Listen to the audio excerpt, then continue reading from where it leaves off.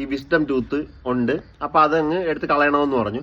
അപ്പൊ ഈ ഉച്ചയിൽ മുകളിൽ ഒരു ആവശ്യമില്ലാതെ എന്തിനാന്ന് വളഞ്ഞു കാരണം ഏത് വഴി വന്ന് നാക്ക് പറഞ്ഞുകൂടാ. അങ്ങനെ സയന്റിസ്റ്റുകളൊക്കെ റിസർച്ച് നടത്തിക്കൊണ്ടിരിക്കണം ഇത് ഏത് വഴിയാണ് വന്നതെന്നറിയാം. അത് വിട്. അങ്ങനെ ഇന്ന് പോയിരുന്നപ്പോഴത്തേക്ക് അമ്മയാണെങ്കിൽ ഒരുമാതിരി ഒരു എന്തോ ഒരു നാണക്കേട് പോലെയൊക്കെ ഇരിക്കണം. അതിന് അമ്മ അങ്ങനെ ഇരുന്നതോളാ. പിന്നെ മൂക്കി പല്ല് വരാൻ സമയത്താണ് കൊച്ചു ചെറുക്കെന്ന് പറഞ്ഞുകൊണ്ട് വായിൽ പല്ലു എന്ന് പറഞ്ഞു കൊണ്ടുവച്ചോണ്ടിരിക്കണം. അപ്പൊ എനിക്കൊരു മാനക്കേട് തോന്നി, ഒരു വിഷമം തോന്നി. ഓർമ്മ കെട്ടങ്ങനെ വീണെങ്കിൽ പിന്നെ ഞാൻ എന്തെങ്കിലും ഞാൻ അവീത ഗർഭണ്ടാക്കില്ല. ഇത് അറിയാതെ എങ്ങനെയാ വന്നത്. അപ്പൊ മൂക്കി പല്ലോടുന്ന സമയമൊന്നും അല്ല, കൊച്ചു ചെറുക്കനാണ് ഞാൻ. അയ്യ ഈ പ്രായത്തിൽ തന്നെ എല്ലാവർക്കും വരണമെന്ന്. അയ്യോ 18 ആയ വരുമെന്നാണ് പറയണം. അങ്ങനെ അപ്പൊ എന്നെ കണ്ട് ഡോക്ടർ ഇങ്ങനെ കൊണ്ട് കിടത്തിയില്ലേ അമ്മ. അപ്പൊ ഡോക്ടർ കിടത്തിയിട്ട് പറയണേ മറ്റേ മരവിക്കാനുള്ള ഇഞ്ചക്ഷൻ എടുക്കാന്ന്. അപ്പൊ ഞാൻ ഇങ്ങനെ കാണിച്ചു, ഡോക്ടർ വേണ്ട, അതിന്റെ ഒന്നും ആവശ്യമില്ല. എന്തിനു മരവിക്കണത്, ഞാൻ സ്ട്രോങ് അല്ലേ. ഞാൻ പറഞ്ഞ എടുത്ത് കളയാന്ന് പറഞ്ഞു. ഇങ്ങനെ ഡോക്ടർ അങ്ങ് എടുത്ത് കളയാം, എന്തിനു സമയം കളയണ്ട, മരുന്ന് എന്തിനു കളയണം. ലോക്കലാ സൂപ്പർ ഫാസ്റ്റാ എന്തായാലും തന്ന് ഞാൻ പറഞ്ഞു എടുത്ത് വേണ്ടെന്ന് പറഞ്ഞു. അപ്പൊ ഡോക്ടർ പറഞ്ഞു oh you are such a brilliant guy എന്റെ അടുത്ത്.